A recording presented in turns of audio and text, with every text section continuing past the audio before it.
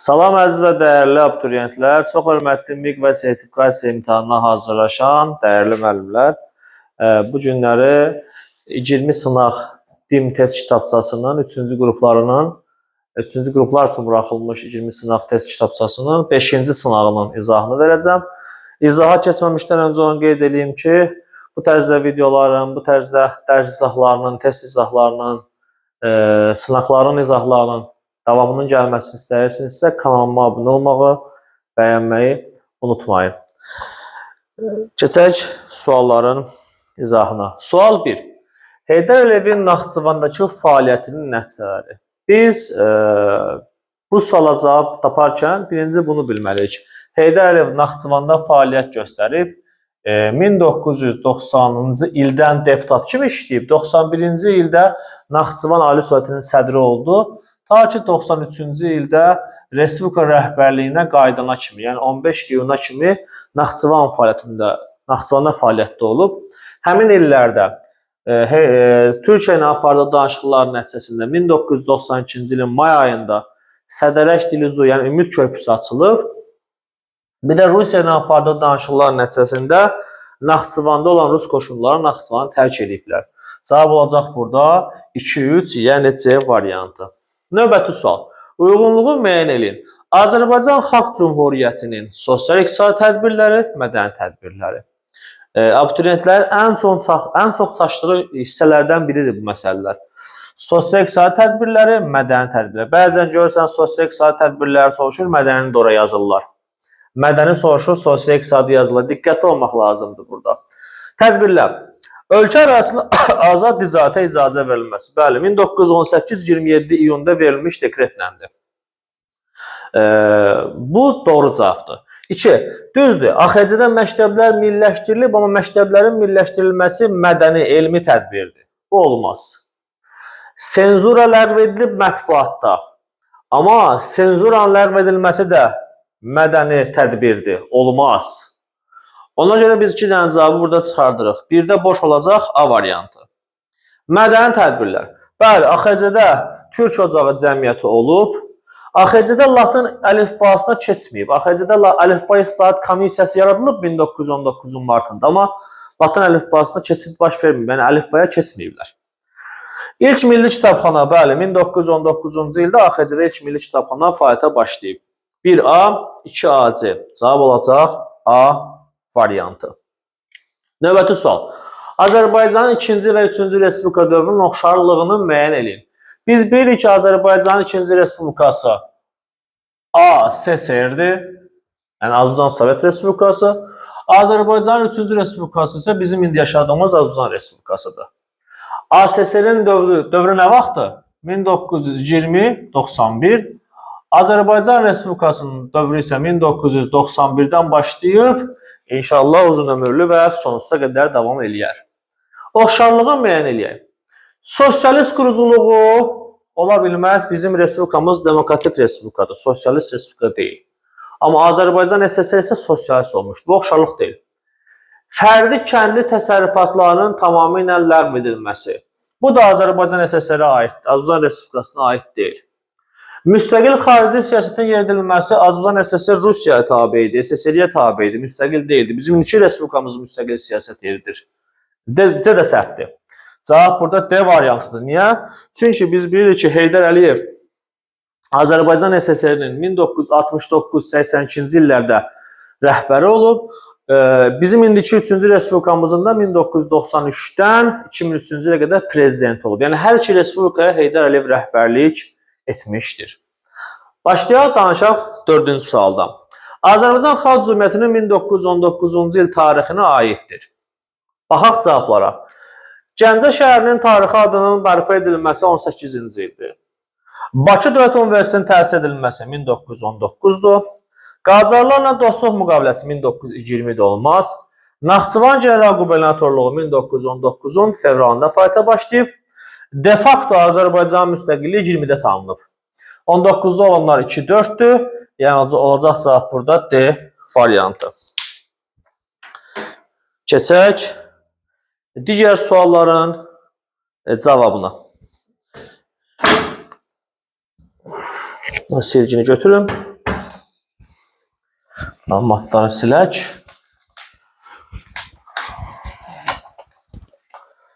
Danışaq 5-ci sualdan. Azərbaycan Xalq Cümhuriyyəti, Azərbaycan SSR, Azərbaycan Respublikası. Dördüncü fikir, ASSR ilə Azərbaycan Respublikasının ortaq cəhətidir. 5 isə üçünün də ortaq cəhətidir.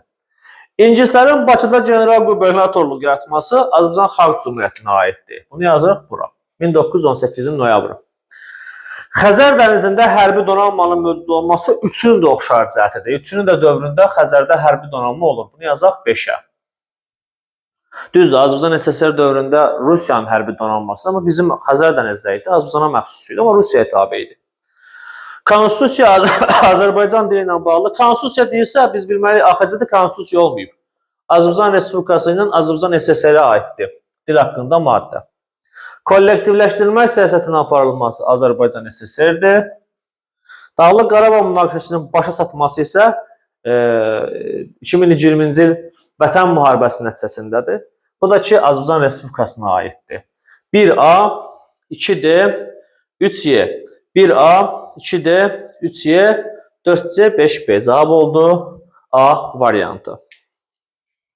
Keçək digər sualın izahına. 6-cı sual və 7-ci sual. Azərbaycan SSR-də 20-ci əsrin 30-cu illərinə aiddir. Elə mənim burada birbaşa gözüm Y variantına sataşdı. Bəli, kollektivləşdirməyə qarşı Azərbaycanda üsyanlar 1930-31-ci illərdə olub, yəni 30-cu illərə aiddir. Digərləri isə 30-cu illərə, məsələn, Latin qrafik əlifba 29-dur, birinci şartın fəlsəfəsi 29-dur, Zəngəzur 21-dir, Xankəndi şəhərinin dəyişdirilməsi, biz Xankəndi onu dəyişdirməmişik. Ermənilər dəyişdirib Stepanakert qoyublar, o da 20-ci illərin əvvəllərindədir. Bunlar da bildik. 30-cu illərə aid oldu Y variantı. Azərbaycanın şimal və cənubunun 1970-80-ci illər tarixinə aiddir. Sovet işğalına Azərbaycanın şimalı məruz qalıb 1920-də. Bunu öldürdük buradan. Birlər getdi. Azərbaycan türkçəsində qəzet və jurnallar. Bəli. Məsələn, Cənubi Azərbaycan Varlıq jurnalı var idi 70-ci illərdə. Şimalda da ki, Azərbaycan türkçəsində qəzetlər var idi. Dövlət müstəqilliyinin bərpa edilməsi səhvdir. Çünki əziz və dəyərli şagirdlər, Azərbaycan Respublikasının dövlət müstəqilliyi 91-də bərpa edilib. Bu 70-80-ə aiddir. Mövcud rejimə qarşı çıxışlar bədildir. 80-ci illərdə Azərbaycanda meydan hərəkatı var. Bir çox xalq hərəkatları var. 78-79-cu illər Cənubi Azərbaycanda da İran İslam İnqilabı dövründə çıxışlar var. Cavab oldu 2-4, yəni A variantı. 7-ci sualın cavabı bu qədər. Keçək indi 8-ci sualın izahına. Cədvəldəki hansı hadisələrin yeri dəyişilərsə, xronoloji ardıcıl düzülər. Sədərək Dirici körpüsünün açılması 1992-nin may ayıdır. Heydər Əliyevin SSR Nazirlər Sovetinin birinci müavini seçilməsi 1982-dir. Qanlı yanvar hadisəsi törədilməsi 1990-20 yanvardır. Naxçıvanın SSR tərkibindən çıxması 1990-19 yanvardır. Cənubi Azərbaycanda Varlıq jurnalı 1970-ci illərdə fəaliyyət göstərib. Ən əvvəl bu olmalıdır. Bunu qoymalıyıq 1-ə, biri qoymalıyıq 5-ə. Yəni 1 ilə 5-in yeri dəyişilməlidir. Cavab oldu D variantı. Uyğunluğu müəyyən 9-cu sual. Mədəni tədbirlər. 1923-cü il, 37-ci il. 1923-cü ildə Azərbaycan Arxeologiya Cəmiyyəti yaradılıb. 1937-ci il Koroğlu operası tamaşaya qoyulub. Cavab oldu B variantı. Baxaq indi digər bir suala, yəni 10-cu suala. Çox maraqlı sualdır. Azərbaycan xəritə sualdır. Azərbaycan SSR-nin 20-ci əsr 20-30-cu illərin hadisələrə uyğunluğunu müəyyən eləyək. Azərbaycanın ikinci sənaye mərkəzi olub Gəncə. Birinci Türkoloji qurultay keçirilib Bakı 1926-cı ildə. 1A, 2D. Yəni cavab oldu D variantı. Və nəhayət, digər sual izahına baxaq. 11-ci sual. Birinci Qarabağ müharibəsi dövründə Azərbaycanda Xocalı soyqırımı törədilib. Gəncədə Sürət Hüseynovun başçılığı ilə 93-cü il iyununda Gəncə qiyamı baş verib. Böyük Britaniyanın yox, ABŞ-də 907-ci cəhş edilib. 3 səhvdir. 3-ü cavablardan öldürürük. Dövlət Müdafiə Şurası yaradılıb. Laçın rayonunun işğalına edilməsi Vətən müharibəsinə aiddir. 5 də gedir buradan. Cavab qalır 1, 2, 4. Yəni Y variantı. Yəqin ki, aydındır. 12-ci sual. Naxçıvan Muxtar Respublikası, Heydər Əliyev rəhbərlik dövründə Azərbaycan Respublikası. Türkiyə ilə diplomatik əlaqələr ikisinə də aiddir, ortaya gedir. Yeni Azərbaycan Partiyası Naxçıvanda təsis edilib 92 noyabrın 21-də. Dövlət Müdafiə Şurası Bakıda yaradılıb 93 noyabrın 1-də. İlk sərhəd qoşunları Naxçıvanda yaradılıb 92-nin sentyabrında. Horadiz qəsəbəsinin azad edilməsi 94-ün yanvarı Azərbaycan Respublikasına aiddir. Yəni oldu cavab burada 1B-dir, 2C-yə 3A. Yəni ki, A variantı. Baxaq digər suallara. 13 və 14-cü suallar. 13-cü sual. Daha sonra baş vermişdir. Beyləqan istiqamətində tank əməliyyatı 1993-ün dekabrıdır. Murovdağ əməliyyatı 1994-ün fevral ayıdır. Bişkek protokolu 1994-ün may ayıdır, mayın 8-i. Rus ordusunun Naxçıvanı tərk eləməsi 92-ci ilin yayıdır. Azərbaycanlıların Qərbi Azərbaycandan deportasiyasının bitməsi isə 1991-ci ilin avqust ayına kimi davam edib. Daha sonra baş verən hadisə burada təbii ki, Bişkek protokolu olacaq 1994-ün may ayında. Cavab oldu C variantı. 14-cü sual.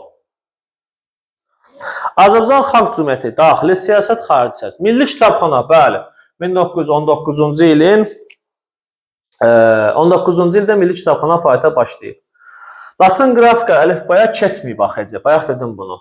Fabrik zavodlar, bəli, əvvəlki sahiblərinə qaytarılıb 1919-cu ilin 1918-də 5 oktyabr dekreti ilə. 1AC. Cavab avtomatik çıxartmaq mümkün deyil, 2 dənə cavab var burada. Baxırıq digər var. Xarici siyasət. Paris konferansına AXC iştirak edib, Sovet Rusiyasına əlaqələr olmayıb, Qazax müəllimlər seminariyası yaradılıb, açılıb, amma ki bu xarici siyasət deyil, daxili siyasətdir. Demək cavab oldu 1AC, 2B. Yəni Y, 1AC, 2A. Yəni B variantı. Diqqətli olaq belə suallarda. Keçək 15-ci suala. Cənubi Azərbaycan, Seyid Cəfər Pişəvəri, Şeyx Məmməd Xiyabə. Doğru bəndi müəyyən edin. Elə ilk baxışdan mənə doğru variant B olaraq gəldi. Baxaq görək B doğru mudur? Doğrudurmu? Xiyabani İctimai İdarəti, bəli. Silahlı üsyanı 20-ci ilin aprel ayında başlayandan sonra Şeyx Məmməd Xiyabani İctimai İdarəti yaratdı. Seyid Cəfər Pişəvəri fabrik zavodlarda fəaliyyət nəzarət tətbiq edir. Bəli, 1946-cı ilin mayında əmək haqqında qanuna əsasən belə bir tədbir görmüşdü. Avtomatik oldu cavab B variantı. Digər variantlarla bağlı nəsə sualınız olsa rəylərdə yazıb soruşa bilərsiniz. 16-cı sual. Azərbaycanın 1-ci və 3-cü Respublikası üçün ümumi cəhət deyil. 1-ci Respublikamız AXC-dir. Bunu hamı bilir. AXC bizim 1-ci Respublikadır. İndiki Azərbaycan Respublikası da bizim 3-cü Respublikadır. Azərbaycan dilinin dövlət dili elan edilməsi hər ikisində var, oxşardır. Qarabağda ermənilərə qarşı mübarizə oxşardır. Torpaqların kəndlərə pulsuz paylanması haqqında qanun. Burada biraz yanlışlıq var. Niyə? Çünki biz bilirik ki və deyirik ki, AXC-də torpaq qanunu qəbul edilməyib. Layihə hazırlanıb 1919-un fevralında Müsavat Partiyası tərəfindən. Amma torpaq qanunu AXC-də verilməyib. Ona görə C variantı oxşar cəhət deyil. 17-ci suala baxaq. Maraqlı sualdır. 17-ci sual xəritə sualıdır. Demək, 1. İşğal edilməsi Respublikada dərin siyasi böhrana səbəb oldu. 1993-cü 3-4 aprel Kəlbəcərin işğal edilməsi Respublikada dərin böhrana səbəb oldu. 2. İşğal edilməsi ilə Qarabağın dağlı hissəsi ilə Ermənistan arasında birbaşa əlaqə yarandı. Laçın dəhlizi, Laçın. 92-ci ilin mayın 18-i. Cavab oldu burada 3-4 D variantı. Digər suala keçirik. 18-ci sual. görək 19 da görsənir. 18-19. Uyğunluq pozulmuşdur. Daşaltı əməliyyatı Şuşanın mühasirədən azad edilməsi baş tutmadı. Bu doğru fikirdir. Getdi. Kəlbəcərin işğal edilməsi ölkədə siyasi böhran dərinləşdi. Bu da doğru fikirdir. Getdi. Qarbaçovun gəlməsi hakimiyyətə münaqişə ocaqları bəli yarandı. Bu da düzdür. Sumqayıt fitnəkarlığı Ermənistandan Azərbaycanlı əhalinin qovulması sürətləndi. Bu da doğru fikirdir. Bakıda cavab variantdır. Bakıda fövqəladə vəziyyət tətbiq edildi. Naxçıvan-İran sərhəd sökülməsinin əlaqəsi yoxdur. Bakıda fövqəladə vəziyyət 20 yanvar faciəsi ərəfəsində və dövründə tətbiq edilib. Cavab oldu Y variantı. 19-cu sual bu sınaqda mənə ən çox xoş gələn və çox maraqlı bir sual kimi gələn sualdır. 19-cu suala baxaq. Burada əməliyyatları verib, döyüşləri verib, burada da nəticələrini düzməliyik biz. Daşaltı əməliyyatının nəticəsi nədir? Məğlub olur bu əməliyyat və Şuşa şəhəri ordumuz Şuşa şəhərini mühasirədən azad edə bilmir. Yəni uğursuz olur. Şuşa şəhəri yaxınlığında ordumuzun əməliyyatı uğursuz oldu. 1-ə yazırıq C variantına. Goranboy əməliyyatının nəticəsində Azərbaycan ordusu Kəlbəcər, Ağdam, Tərtər yoluna nəzarətə ələ keçirdi. Uğurlu olmuşdu bu əməliyyat. D variantı. Horadiz əməliyyatı biz bilirik ki, Füzuli şəhəri və 22 kəndi düşməndən, Füzulinin Horadiz qəsəbəsi və 22 kəndi düşməndən təmizləndi. Bura yeni qoyuruq. Beyləqan tank əməliyyatı. Ordumuz düşmənin tank hücumunun qarşısını alıb 30 km irəlilədi və bir neçə tankını ələ keçirdi. B variantını qoyuruq bura. Murovdağ əməliyyatı da uğursuz oldu və Kəlbəcər istiqamətində Azərbaycan ordusu uğursuzluğa düşərək geri çəkilməyə məcbur oldu. Bu da gedir. Murovdağ A da gedir 5-ə. Demək 1C, 2D, 3E, 1C, 2D, 3E. Burada variant olacaq B variantı. 1C, 2D, 3E, 4B, 5A. Yəni B variantı. Keçək digər sualın izahına. Biz artıq Sovet İmperiyasının, Komünist Partiyasının dağılmasının şahidik. Yəni bu Sovet SSR-nin dağılması dövründən bəhs edir. Həmin dövrdə Azərbaycanda xalq hərəkatı güclənmişdi müstəqillik uğrunda. Yəni deyir ki, mənbədə bəhs edilən dövrün xüsusiyyətlərini müəyyən. Baxaq görək, SSR-nin dağılması Respublikada müstəqillik. Cavab elə budur. SSR-nin dağılması Respublikada müstəqillik uğrunda mübarizəni gücləndirmişdi. A variantı olacaq cavab. 21-ci sual. 92-ci il Daşkənd müqaviləsinin nəticəsində demək, burada bir dənə diqqət eləməli məqam nədir? Biz bilirik ki, Daşkənd müqaviləsinin nəticəsində SSR-in hərbi əmlakı bölünüb və SSR hərbi donanmasının 25% ləvazimatları hərbiçidə Azərbaycana verilib və hərbi donanmamız gücləndirilib. Burada sizləri çaşdırmaq üçün ilk dəfə Xəzər dənizində hərbi donanma yaradılması göstərilir. O AXC-yə aiddir 1919-un yayında. Burada cavab B ola bilməz. Amma D variantı doğrudur. Azərbaycanda SSR-dən alınan hərbi əmlak nəticəsində aviasiya alayı və desant qoşunları yaradıldı. D variantı olacaq cavab. 22-ci sual. Azərbaycan Xalq Cümhuriyyəti dövrünə aid hadisə nəticə əlaqələrin düzgün verildiyi cavabı müəyyən eləyək. AXC Qacarlar arasında müqaviləyə qarşılıqlı surətdə səfirliklər açıldı. Bəli, düzdür. Tehranda səfirliyimiz, Təbrizdə konsulluğumuz açıldı 1920-nin martında. Türk qoşunlarının Naxçıvanı tərk etməsindən sonra Araz Türkiyə Respublikası yaradılıb. Bu da doğru. Cavab elə olacaq 1-2 C variantı. 23-cü sual. İkinci Respublika dövründə ərazi bütövlüyümüzə edilən qəsdlərə aid verilən cədvələ doğru cavabları müəyyən eləyək. Zaqatala dairəsi Gürcüstana verilməyib. Borçalı bəli, bir hissəsi Ermənistana verilib. Yuxarı Qarayazı 1922-də Gürcüstana verilib. Zəngəzurun yuxarı hissəsi 1921-də Ermənistana verilib. Naxçıvan da Gürcüstana verilməyib. Cavab oldu burada 2-3-4. 24-cü sual. Xəritədə rəqəmlə verilmiş rayonların 3-cü Respublika dövrünə aid oxşarlığını və indiki Respublikamıza aid oxşarlığını müəyyən eləyək. Burada 2 Kəlbəcərdir, 1 Füzuli rayonudur. Kəlbəcər və Füzuli haqqında bizdən burada məlumatlar istəyir. 1. 92-ci il hərbi əməliyyatların nəticəsində işğal edilmişdir. Səhvdir. Kəlbəcərin də Füzulinin də işğalı 93-cü ildir. Bir səhvdir. 2. Hərbi əməliyyatların nəticəsində bir sıra kəndləri düşməndən təmizlənmişdir. Bu düzdür, bəli. Kəlbəcərin də Füzulinin də 1-ci Qarabağ müharibəsində bəzi kəndləri düşməndən təmizlənib. 2 doğrudur. 3. 1-ci Qarabağ müharibəsində işğala məruz qalan ilk rayonlar olmuşdur. Səhvdir bu. Təbii ki, bunlar 93-də işğal ediliblər. 92-də, 91-də işğal edilmiş ərazilərimiz var idi. İkinci Qarabağ müharibəsi dövründə ərazilərə hərbi əməliyyatlar aparıldı. Bəli, İkinci Qarabağ müharibəsi Füzulidə də əməliyyatlar var, Kəlbəcərdə də var. Cavab oldu burada 2 ilə 4. 25-ci sual. Heydər Əliyevin ikinci rəhbərlik dövründən fərqli olaraq ikinci rəhbərlik dövrü nə vaxtdır? 1993 2003. Bu ikinci rəhbərlik dövrüdür. Birinci rəhbərlik dövrü isə 1969-82-dir. Deyir, ikinci rəhbərlik dövründən fərqli olaraq birinci rəhbərlik dövründə. Hər iki dövrdə idarəçilik möhkəmləndirilib. Bir səhvdir. Bir sıra sənaye müəssisələri hər iki rəhbərlik dövründə var. Bu da səhvdir. Yevlax Bakən Dəmir yolu birinci rəhbərlik dövründədir. Təqribən 1985-86-da. Azərbaycan dilli dövlət dili statusu aldı. Hər iki rəhbərlik dövründə bu var. Getdi. Şuşa şəhərinin tarixi memarlıq qoluna çevrilməsi 1977-ci il. Bu da birinci rəhbərlik dövrünə aiddir. Cavab oldu 3 ilə 5. Gəldik 26-cı sualın izahına. Xronoloji ardıcıllığı müəyyən eləyək. 26-27 sual. Heydər Əliyevin SSR Nazirlər Sovetinin birinci müavini təyin edilməsi 1982. Qafan Mehri rayonlarının əhalinin çıxarılması 1988-də başlayır. Təbrizdə 29 Bəhmən üsyanı 1978-in 18 fevralıdır. Gəncə şəhərin tarixi adının bərpa edilməsi 1989-un dekabr ayının 30-udur. Xronoloji ardıcıllıq burada necə olacaq? 3, 1, 2, 4. 27-ci sual. 20-ci əsrin 80-ci illər, 90-cı illər və 21-ci əsrin 1-ci rübü. 21-ci əsrin 1-ci rübü 2001-dən 2025-ə qədərdir.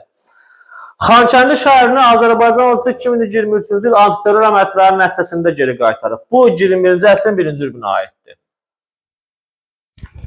Qafan Mehri rayonlarından əhalinin deportasiya edilməsi 80-ci illərdir. 80-ci illərdə başlayıb o proses. Şuşa şəhərinin tarixi memarlıq qoluna çevrilməsi 1977-ci ildə, o heç birinə getmir. Konstitusiya dəyişikliklərin edilməsi 2002-də, 2009-da, 2016-da olub. Bu 21-ci əsrin 1-ci rübünə gedir. Heydər Əliyevin ikinci dəfə Azərbaycan rəhbərliyinə qayıtması 1993-cü ilin 15 iyunudur. Bu da gedir 90-cı illərə. 1B, 2Y, 3Adi olaraq cavabı müəyyənləşdirdik. İndi isə baxaq situasiya suallarının izahına. Əziz və dəyərli izləyicilərim, situasiyada bu mətin Xocalıdan danışır bizə. Birinci sual, Məmmədə bəhs edilən şəhərin adını yazın. Xocalı. İkinci sual, Məmmədə bəhs edilən şəhərin işğal edilməsində düşmənin 2 məqsədi. 4 dənə məqsəd saya bilərik biz. Azərbaycan xalqı üzərində mənəvi psixoloji üstünlük qazanmaq. Xocalıdan tarixi izlərimizi silmək. Xocalı şəhərini işğal eləməklə strateji üstünlük qazanmaq. Xocalını işğal eləməklə buradakı hava limanına sahib olub bölgənin kommunikasiya xətlərinə yiyələnmək. Bunlar ermənilərin məqsədləri idi. 30-cu sual. Mənbədə bəhs edilən şəhərin işğalının 2 siyasi nəticəsini yazın. Nəticələr nə oldu? Ölkədə etirazlar artdı. Ayaz Mütəllimov istefa verdi və Xocalının işğalı nəticəsində Azərbaycanda hökumət böhranı biraz da dərinləşdi. Sağ olun, diqqətinizə görə minnətdarım.